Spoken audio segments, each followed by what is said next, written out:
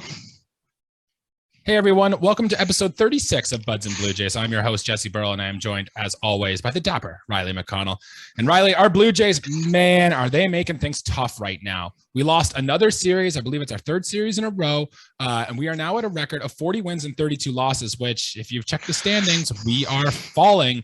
We are now we're still in a playoff spot, but we're in the last playoff spot as both Tampa and the Red Sox have moved up past us now. So, Riley, panic time? I don't know. How are you feeling? I think I sent out the tweet. I'm hovering my hand over the panic button, and I'm pretty close to touching it, man. As the weather's heating up, the Jays are ice freaking cold, man. And that's a nice way of saying that we've played some pretty poor ball as of very recently. And we're, like I always say, man, we're in a tough division. We are losing games that possibly we should win, and it's showing, man. I think morale's down, and I'm really in the mindset of that something needs to change, like now, because if something doesn't happen now, we could possibly just keep sliding. I am down for a trade, something that's going to really make waves with this team we're contenders. This team, there's no way we're not considered a contender, and we're playing like a basement team these last couple weeks, man. There's no other way to put it. Yeah, we really haven't been hitting up to our expectations, or we got off to that hot start to begin the year, and now we're kind of falling back to the pack, and we're losing games, or we're losing in ways we didn't think that we really could. And I think the main culprit for the Blue Jays right now of why we're not performing has been our pitching. In this series against the Brewers, yeah, Manoah did his thing. Even he wasn't at his best, but he was able to battle down and gear up and get things done. Yusei Kikuchi is a problem that we're going to get into, and Jose Barrios is also a problem that we're going to have to get into here. So the Jays need to pitch better. Jays honestly kind of need to hit better too. And, we just need to do all the little things well. But right now, man, I think our big issue is our pitching. And I think we can just dive into it right now, but we got to have the Yusei Kikuchi conversation. And I don't think it's any surprise if you've listened to our first 30 episodes. We were kind of big on Kikuchi. We liked Yusei Kikuchi. At least I know I did. I really wanted him here, and I was excited when the Blue Jays signed him. And man, I think it's time we have that conversation. What are we going to do with the kid? Well, like you were high on him, but you got me on the train of liking this guy, and I won't give you heck for it. I think that he's a hell of a pitcher. I think that his pitch selection has been poor. I think that the other teams doing their scouting reports and the way they approach Yusei Kikuchi has been great, because he isn't really that bad of a pitcher, but again, sure looks like it right now, though. I know it does, Jesse, but man, something's got to change, and I'm really trying to give this guy a longer leash. I think Montoya's almost at the end of his with him. It's hard, man. I mean, in two starts, I know you said Manoah did his thing. Barrios goes out there and he doesn't even get out of the third. Same with Kikuchi, man. That can't happen. 2 games in the same series. In 2 consecutive games in a series, man. That can't happen. I mean, you got Manoah, who has a league high 12 quality starts, I believe, and then you got two guys, pitchers that are supposed to be good.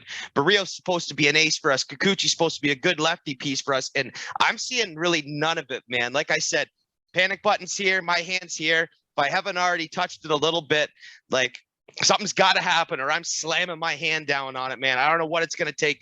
We definitely need another arm in this rotation, though. I'd be willing to pay a top price, because it's a win now situation with what's going on, Jesse.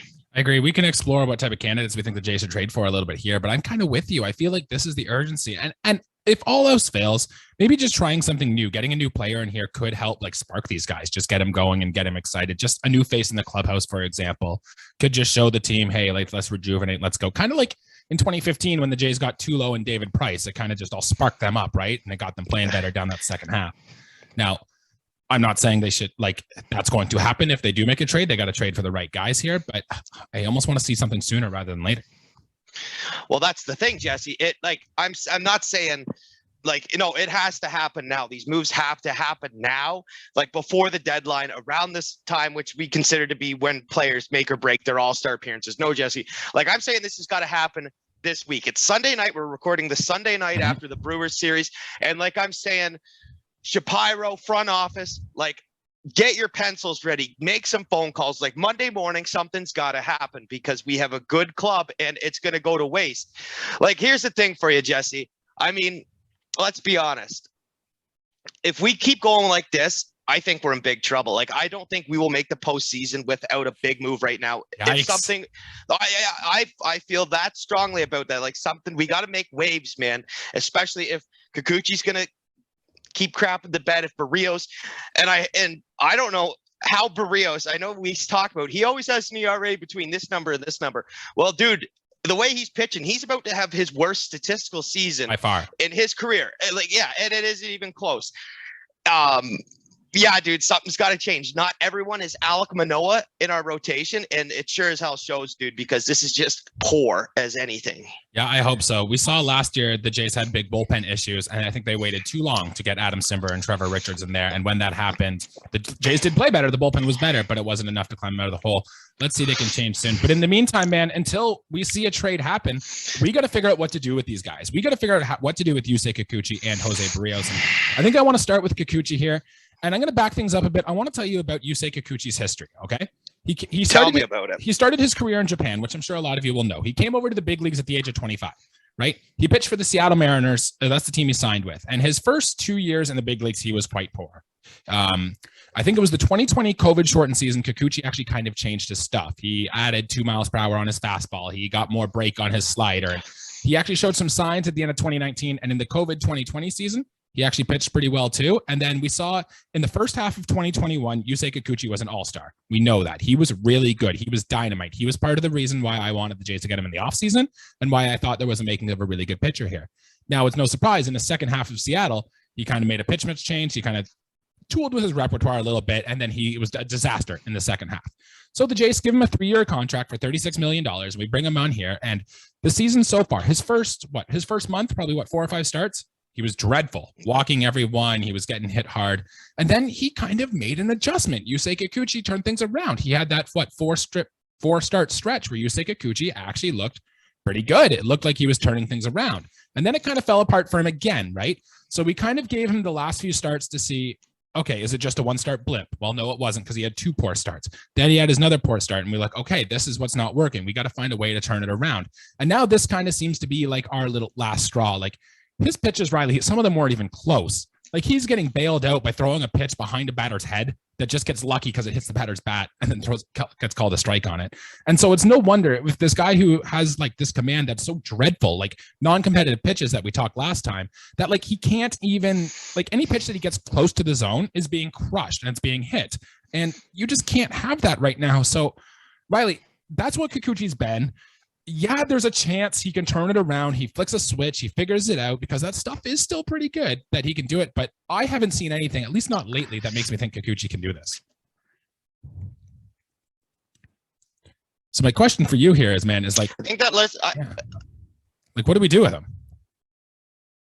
Hey, man, I'd like to throw him for 32 starts this year. I think that, that's coming into this year healthy. Like, he's supposed to be a bottom of the rotation starter and do his thing out there. He's getting hit way too hard. I don't know, Jesse. At this point, we don't have the depth to that's a problem. Really explore other options. No, it's going to have to be outside help.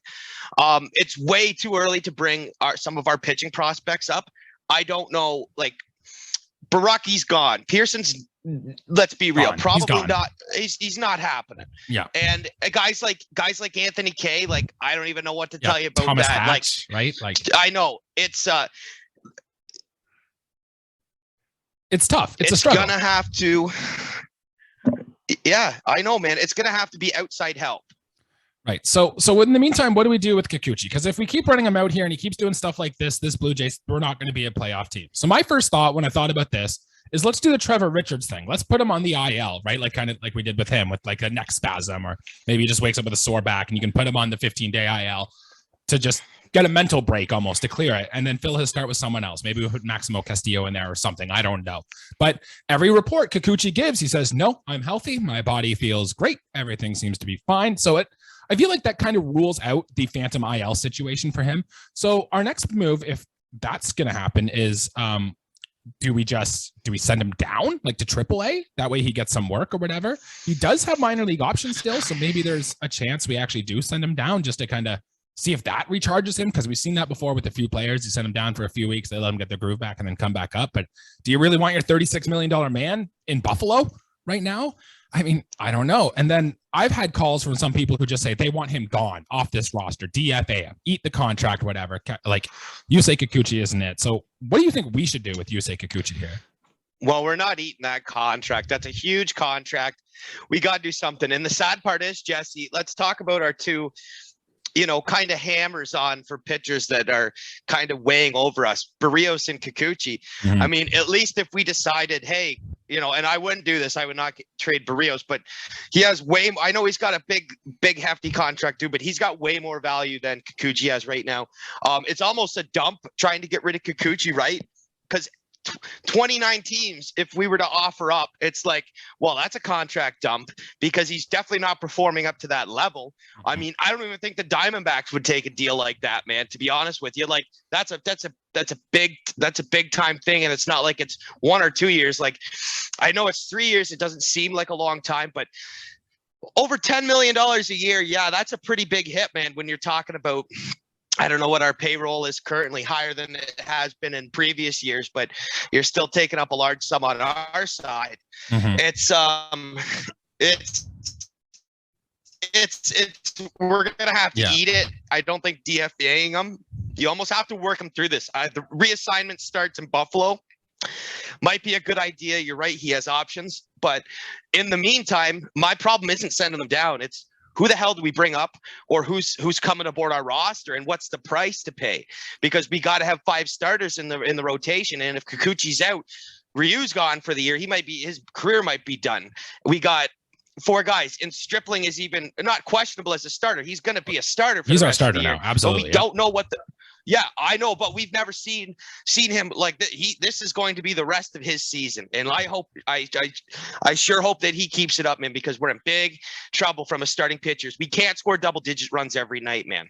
And even if we take somebody like Maximo Castillo, who's been getting some buzz, and he actually pitched well in game 2 of this series here, even if we put him in the rotation, he becomes our 5th starter, right? The Jays still play 8 games in the next 7 days against the Red Sox and the Tampa Bay Rays, 2 teams that are right there with us in the wild card race here. And like, these are very important games. We need to win these games. So because we're playing so many, if our bullpen keeps getting taxed from all these like short outings that Jose Berríos is giving them and Yusei Kikuchi is giving them, we're going to need not only long relief arms, but we're going to need another starter as well to start in one of these games. So almost like the Blue Jays need 2 starters right now. I'd be looking through that waiver wire. I'd be calling the phones in Buffalo. I would get somebody in here, somebody with a pulse who can just give us like 5 innings, only give up, say, 2 runs, and that's good. Call it a day, because the Blue Jays need somebody like that right now. If I'm going to be real mad if something actually doesn't happen this week. Jesse Shapiro and company need to make moves, and he knows that. And I'll tell you another thing too. If they fire Montoya over this, I'll be pretty disappointed, because it comes down to a lack of depth.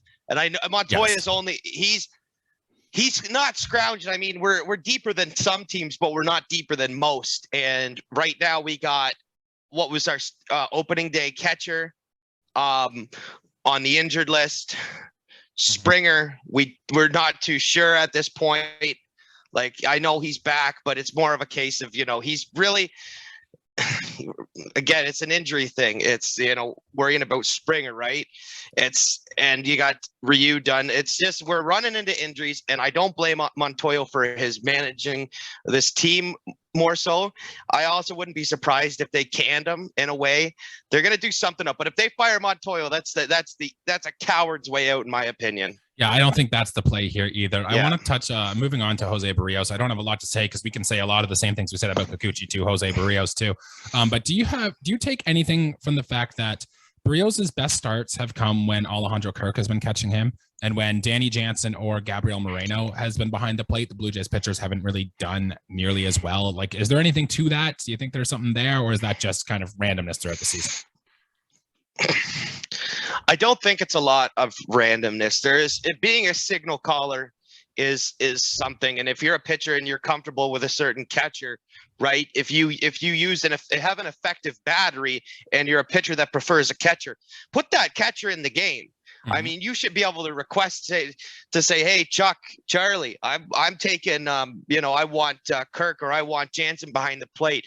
There should be no hassle. If your pitcher is comfortable, that's going to win you ball games. Whoever catches, if a pitcher requests it, that's fine. But obviously there's some luck involved, but I don't think that's too much of a coincidence either, Jesse. As a little stat here, Gabriel Moreno has started 8 games behind the plate now. Jays have won 2 of them and have averaged more than 6 runs a game given up when Gabriel Moreno's been behind the plate. So I don't know. 8 games, can't take a lot out of it, but just, I don't know if there's maybe something there. Maybe Berrios just really needs Danny Jansen. Who knows what it is, right? But we need something, and something needs to go happen soon, because if these pitchers are coming out and they're pitching like this Blue Jays will not be a playoff team, and that will be the exact reason why. There, you said it too, Jesse. And I don't think at this point, like, something's got to change. You cringed when I said it, when I said non-playoff team, but the way that we're playing right now, it's going downhill from here. Also, on Moreno, I would love to see him shag a couple balls from left field too, increase his versatility. I know that sounds a little bit weird, but hey, he's been good so far with the bat. And if catcher isn't his thing, then we've seen it before. Catchers move out of positions. It was our guy Carlos Delgado. Was I believe just celebrated his 50th birthday. Happy birthday, Carlos. Either today or belated. Happy whatever birthday. Doesn't matter.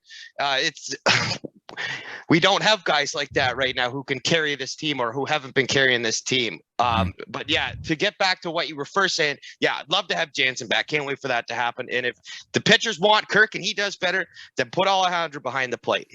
Well, enough of the negatives there. We're going to be watching this a lot as the series goes on. Let's move on to something positive. At least it wasn't all bad. The Blue Jays did win a game this series, so let's talk about that, Riley. Let's go to a thumbs up. Take it away. Who gets your first one? You know what? Because I'll let someone that we'll talk about every time. Let's just give you the easy one. Kirk. Yeah. I just said it. What more do you want us to say about this guy? I mean, it's we're just beating this one dead, but Alejandro Kirk might be the hottest athlete in the world right now. I mean, vote for this guy. If you haven't, you can vote up to 5 times a day. I mean, I'm so glad he's batting in the middle of this order where he deserves. He's an RBI machine. He's got his extra base hit. He's drawn walks. I'm looking in the series too, which I didn't even realize because he's hitting it so hard and hitting it so good. He had a bomb to center field. Love that.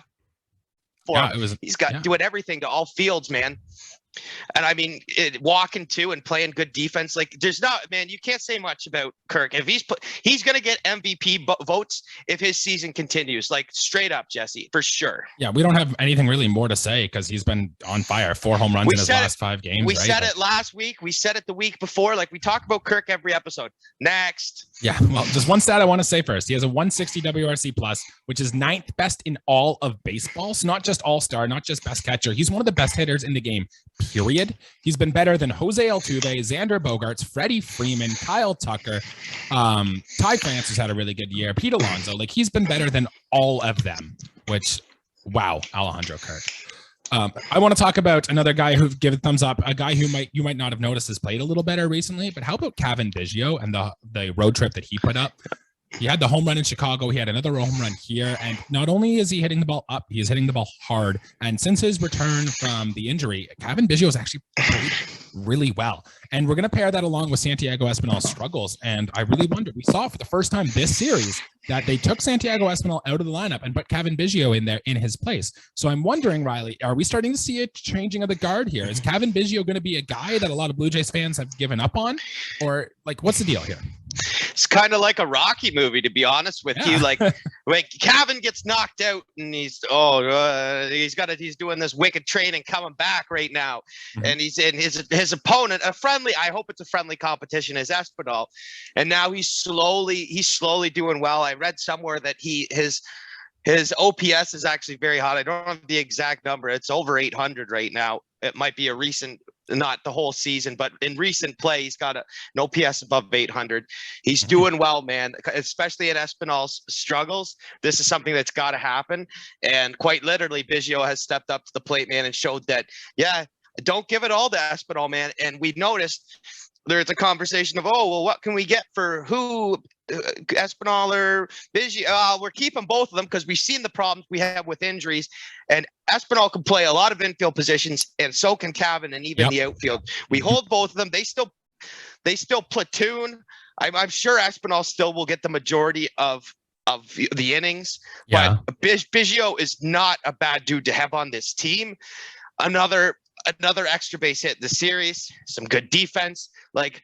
Biggio definitely is a thumbs up, man. Maybe one of the more quiet thumbs up, though, for sure. Like you said, Jesse, maybe someone you haven't noticed, but we're not talking bad things about him, which is if they're not, which is rare.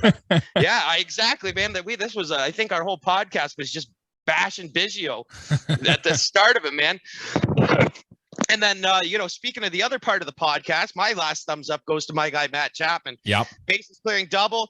In the game, he booted a ball with the bases loaded, but it was already a blowout. And I just want to make that clear. He didn't get an error on it. McCutchen hit one. I believe it was 104 miles an hour off the bat. Mm-hmm. So sorry you couldn't catch that one, Chapman, but you can't get them all, dude. Taking his walks still, driving in runs.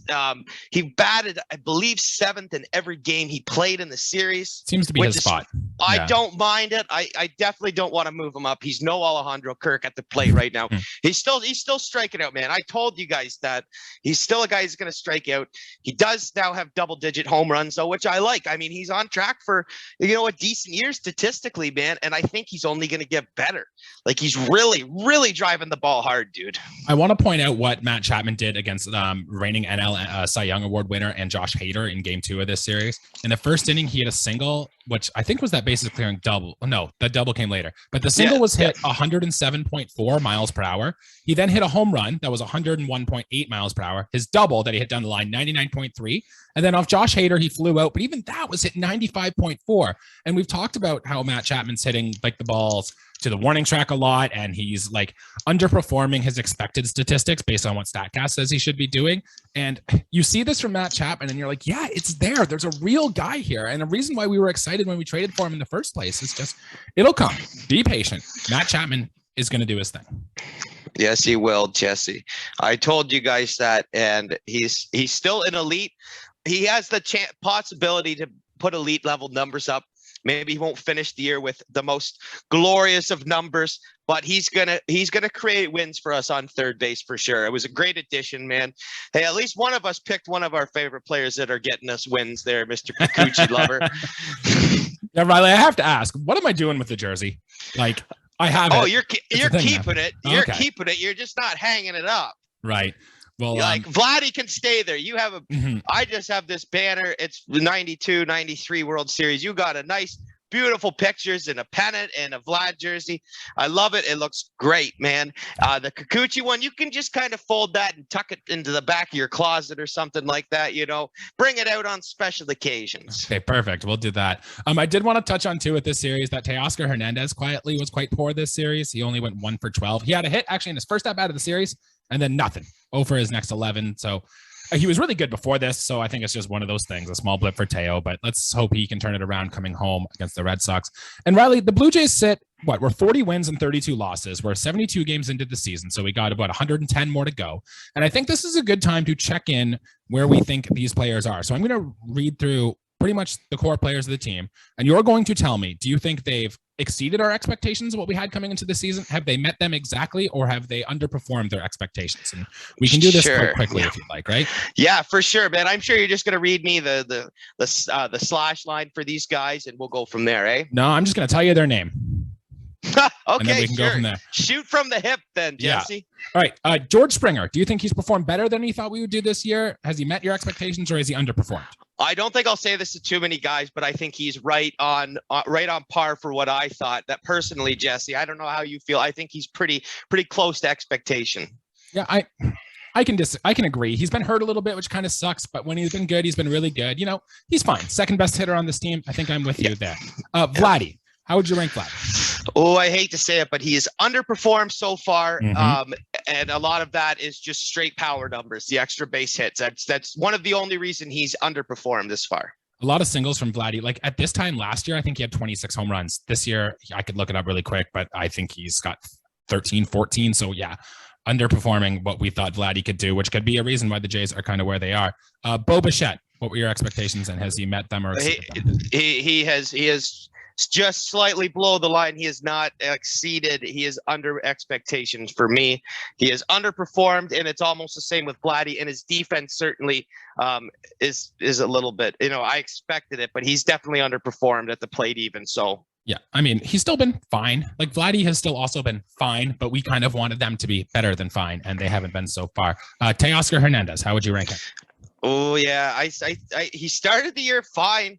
Like really, it's just, and like you said, he was 0 for his last 11. I still think he's just either at expectation underneath, man. I didn't think Teoscar was going to have a huge year, but yeah, he's still below expectation for me.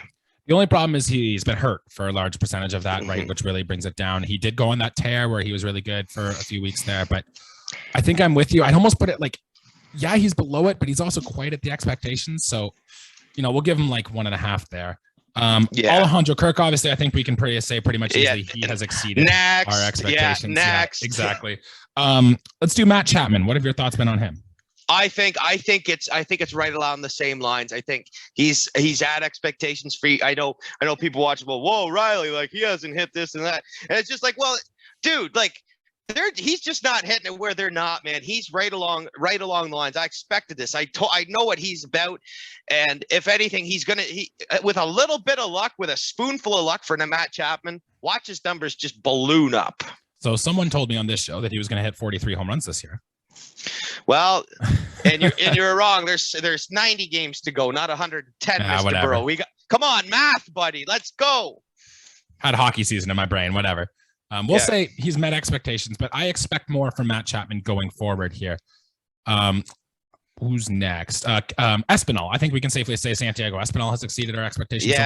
Yeah. In recent he's right along the lines, but definitely see a season overview, definitely exceeding. And Lourdes Guerrero Jr. He's weird. I don't even think I could say because he's been so all over the place, man. He has 3 home runs this year. I'm putting it as he has not met expectations. Oh, he's not expectations, but yeah. So I don't know what. I don't know what your expectations were for Raimel Tapia this year, but they couldn't have been high to begin with. And has he hit him? Is he at him? Is he over him? No. I actually expected more from Tapia from what he did in Colorado. I would say he's definitely one of the players is well below my expectations, to be honest with you. Right. And so I think we can say, though, for Danny Jansen, even though he has been hurt, unless you want to think the injury brings him down a little bit to just meets expectations, but when he's been on the field, he's been great. When I hate that he's injured. I don't want to bash an injury. That's you don't make fun of injuries and things like that unless it's a Yankee. Like Jansen just is so unlucky, and he is well above expectations when he is in the game. All right, so I guess we can move through the pitchers pretty quickly. I think it's safe to say Hyun-Jin Ryu, Jose Barrios, and Yusei Kikuchi have all underperformed, right? Yep. Alek Manoah and Kevin Gausman. What would you say about them? Oh, Gausman, a little bit above, I'll be honest with you. I didn't think he was going to do that great, but Gausman is above, and Alek Manoah is on the same tier as Alejandro Kirk when we're talking about exceeding. Yeah, he's definitely gone above and beyond that what we thought he could do here so far. And then I just want to say, Ross Stripling. Like I know he's pitched out of the pen and he's gone to the starts, but how would you rank him? Oh, well above expectations as well, man.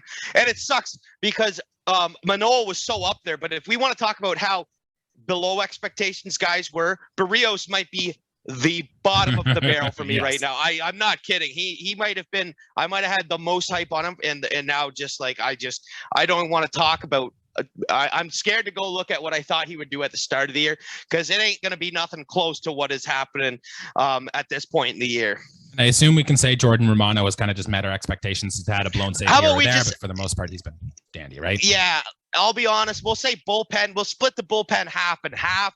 I'll say half the guys that include Romano, Simber, have gone over expectations or have met them, and then guys like Trevor Richards and Garcia has been below expectations for me. That sounds fair. So Riley, out of all the the main pieces of this show, we've only had 5 Blue Jays actually exceed our expectations, and they've been Kirk, Jansen, Stripling, Manoah, And I forget who we said the fifth one was.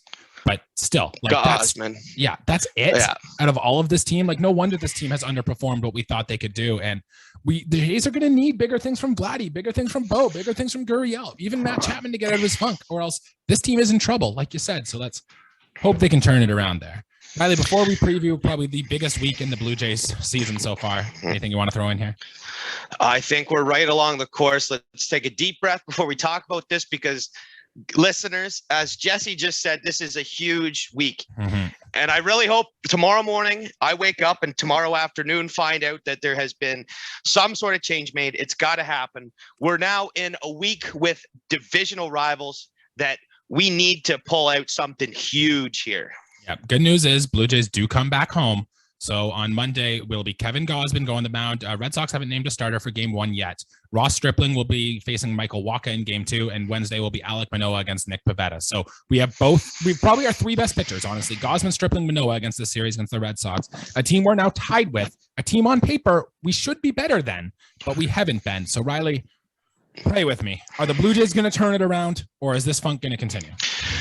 Like I said, we got to see moves made for this. This series is a good one because, like you said, we probably have the 3 best arms as for our starters heading to the hill. I probably feel that going into this, I almost feel the worst about Gausman at this point, but I still think this is a series that we can hit the Red Sox and hit them hard and hit them early. We're going to have to, right? But I have a lot of faith, and obviously Manoah. But Stripling, as of late, has been awesome too, and I really hope that he has another quality start and can really do a number on these Red Sox hitters. Yeah, put on your lucky socks, put on your lucky hat, because the Jays just need something to go their way, whether it's BABIP luck or we really need a statement game. We need like Kevin Gausman to come take the hill here and just be like, you know what, I'm taking this team on my back. I'm going to carry these guys. I'm going to go out eight shutout innings tomorrow and pretty much single-handedly give his team the win, because we need that kind of pick-me-up. We need something to happen here, and that's what we really need from Kevin Gausman. If he goes out and he gives up all these flares and burners again and the Jays defense can't make plays behind him, then we could be in trouble yet again. And I don't know if I can handle that. It's already hard to handle, man. I'll be honest with you. It was been a disappointing last week and a half. It is about time to turn it around. Jesse, when you made that bold call about the Yankees and we ended up I cursed us, didn't I? You cursed us there, but and I'm not going to say this is where we turn it around, but this is the week that is a make or break for almost the rest of the year. This is a very impactful 2 series coming up, and a chance where we could either sink or swim for the rest of the year, man. Well, Riley, Blue Jays fans, we'll be back to talk about it all, and I'm sure we're going to have a lot of amazing storylines to come out of this 3-game series. Hopefully we have a move that has been made to help this team. I don't know, man. I'm not feeling confident with the way this Blue Jays team has performed, but baseball's a weird sport. We have 2 of our best guys going on. I'm blindly going to say we win 2 out of 3, but man, do I not feel good about that. Man, what I want nothing less than a sweep. Do I think it's going to happen? There's always a chance, but I think that the safe bet would be to say 2 out of 3. And I mean, we gotta have 3 hell of a ball games and be in those ball games in order to win 2 of them. All right, well, guys, that'll do it for our episode here today. Thanks everyone for tuning in. We'll be back at midweek to record our midweek podcast to recap this series. Make sure you like and subscribe to us here. We're going to be doing this all season long. We've been doing it all season long. So thanks to all of you who have been tuning in already.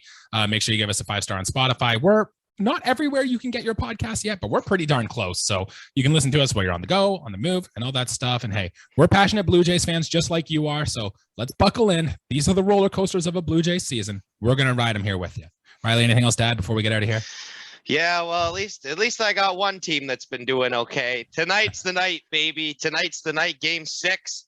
They're gonna do it, man. I have a good feeling. Let's crush this Tampa dynasty, and it's gonna be the end of the NHL season. So you can expect me to like pretty much be glued to the Jays for the rest after tonight, because they're gonna win her tonight. And this week coming up for our Jays is, like we said 40 times already, this show is gonna be huge, man. Well, I'll let you get to it. Enjoy the game. See everybody, and thanks for tuning in. Thanks a lot, guys.